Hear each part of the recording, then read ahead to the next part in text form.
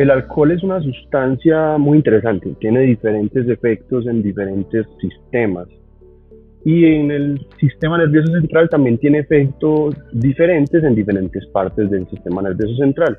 Yo creo que la mayoría de las personas han consumido alcohol alguna vez y han notado que después de cierto grado de consumo, después de cierta cantidad de consumo de la sustancia, empiezan a sentirse desinhibidos. ¿Cómo funciona esto? Hay una parte del cerebro que se llama la corteza prefrontal, que como su nombre lo dice está en la parte más frontal, que lo que hace es que nos inhibe dentro de lo que nosotros socialmente conocemos como correcto. Entonces, el efecto depresor del alcohol en el sistema nervioso central se produce en ese sitio en específico. Entonces, por eso es que la gente a veces no entiende por qué los que hemos estudiado un poco el tema sabemos que el alcohol es un depresor, pero muchas personas dicen, pero ¿cómo va a ser depresor si yo me tomo un par de tragos y yo me siento es muy, muy tranquilo, muy contento, puedo hablar con las personas, no me da vergüenza? Es específicamente por eso, porque en ese nivel de la corteza prefrontal se inhibe y entonces la persona pierde esas, por decirlo así, limitaciones sociales y empieza a sentirse un poco más animado, más contento. Desde el punto de vista neurológico nos hemos dado cuenta que mientras la persona consume más, tiene mayor concentración de receptores y necesita una concentración mayor de dopamina para poder llegar a sus efectos. Inclusive el cerebro intenta producir menor cantidad de dopamina porque el cerebro sabe que esto no es del todo bueno, pero entonces lo que hace la persona es que consume más y así logra igual terminar produciendo o liberando la cantidad de dopamina que se requiere. También hay que tener en cuenta que tiene otros contextos, como los contextos sociales, los contextos psicológicos, lo que hay alrededor del consumo. Por eso es que, o era una de los motivos por los que nos interesaba mucho investigar en alcohol y por los que estaba el grupo con el que desarrollé mi investigación, investigando el alcohol, porque tal vez es una de las drogas que tiene, por decirlo así, una posición más ventajosa. ¿Por qué? Porque no es ilegal el consumo, porque es socialmente aceptada, porque es difícil alejarse de ese consumo. Entonces, al final, hay muchas alicientes para que el alcohol pueda ser parte de la vida de muchas personas. Entonces, muchas personas ingresan al consumo del alcohol sin saber que eso va luego a generarles problemas, simplemente porque eso es lo que socialmente es aceptado. Y luego se queda ahí por X o Y, ya sea solamente por lo biológico, porque hay personas que tienen unas personalidades más afines con desarrollar este tipo de, por decirlo así, de actitudes de consumo, o porque yo todos los fines de semana estoy en un ambiente en el que se me facilita el consumo y lo hago porque mi grupo social lo hace. Hay cannabinoides que son los de la planta, que son fitocannabinoides. Y nosotros producimos una cosa que se llama endocannabinoides. Son dos principalmente, la anandamida y dos araquidonilgliceroles, que tiene un nombre un poquito raro. Pero bueno, pongámosle 2-AG, por decirle algo. Son esos dos los que produce el cuerpo. El sistema endocannabinoide, que es algo que es muy reciente, te estoy hablando de que esto se descubrió en los años 90, es por decirlo así, un sistema dentro de los sistemas. Es un poquito difícil de entender, porque es un poquito extraño, porque estamos siempre acostumbrados a que los sistemas en el cuerpo son, por decir un ejemplo sencillo, el sistema nervioso central, que es un cerebro, una médula y un grupo de nervios que viajan a todas partes. O sea, estamos hablando más de organicidad. Esto funciona más a nivel celular. Entonces, ¿qué es lo que hace la anandamida y el 5-AG, bueno, pongámosle AG, el 2-AG, perdón? Lo que hacen es que median la actividad de otras sustancias. Entonces, por ejemplo, te pongo un ejemplo, el apetito. que es uno de los... Hay un neurotransmisor que en las neuronas va de una a otra diciendo tengo hambre. Entonces, lo que hace, imagínate que esta es la neurona que viene desde el cerebro.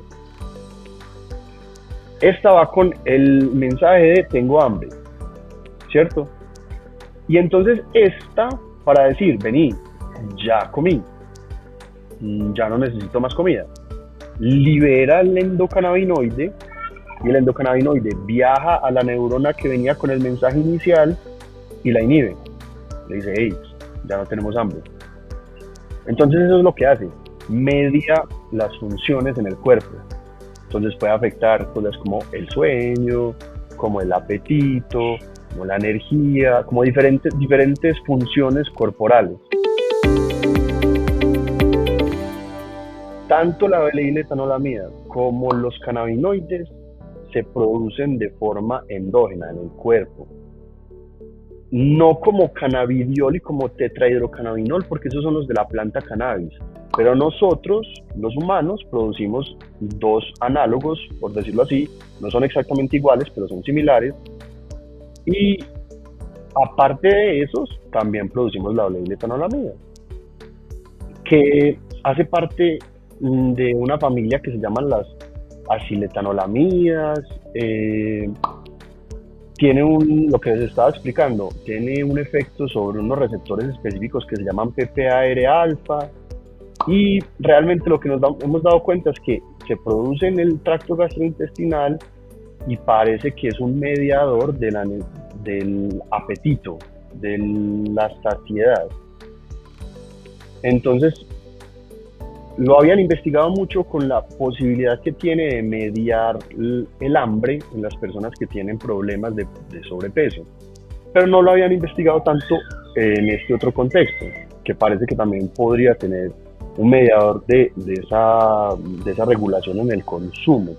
Me di cuenta que sí tenía mucho sentido, que sí era un mediador de el consumo del alimento, que también el alimento en algún momento puede también generar problemas de saciedad, de no poder medir esa necesidad de esa saciedad en el cuerpo y dar otros problemas como la obesidad.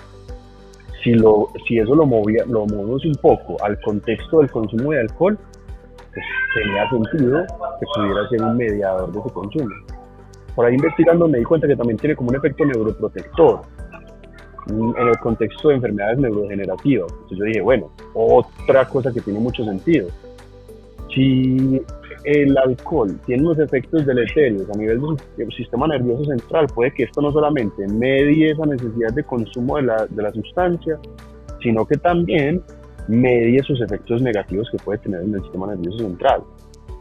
La investigación fue muy sencilla.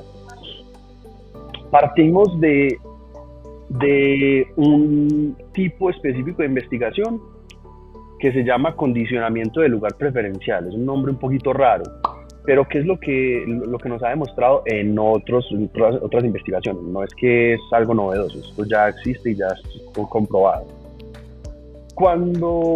Imagínate que las ratas están en un laberinto. Laberinto significa que tiene diferentes espacios. Entonces imagínate que están en una caja con un espacio A, un espacio B y un espacio central, que es neutral, ¿cierto? Entonces, yo voy a la rata siempre a ponerle en el espacio A la sustancia que quiero que se vuelva dependiente. Entonces siempre le doy la sustancia y la pongo en el espacio A. Entonces listo, genera una dependencia. Y el animal hace una correlación entre el espacio A y la sustancia. Y el espacio B no tiene ninguna correlación con ninguna sustancia. Todas las volvimos dependientes de alcohol.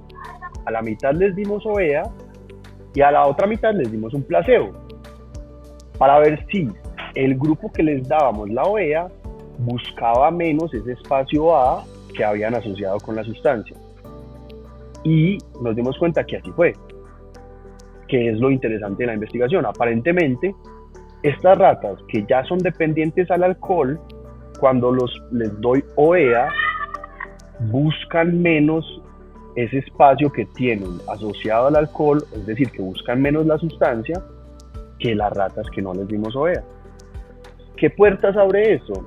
Que el día de mañana, si esto se sigue investigando, que nos podamos dar cuenta que hay otras herramientas terapéuticas para la dependencia del alcohol que son un poco más seguras que con las que ya contamos, que eso es algo positivo que tienen los cannabinoides y la OEA, que son compuestos que el cuerpo conoce, que el cuerpo produce y que no tienen muchos efectos secundarios. Entonces, que podrían el día de mañana en una persona que tenga dependencia del alcohol ayudarle a disminuir esa necesidad de búsqueda de la sustancia y que no tenga unos efectos negativos graves por el hecho de utilizar algún medicamento.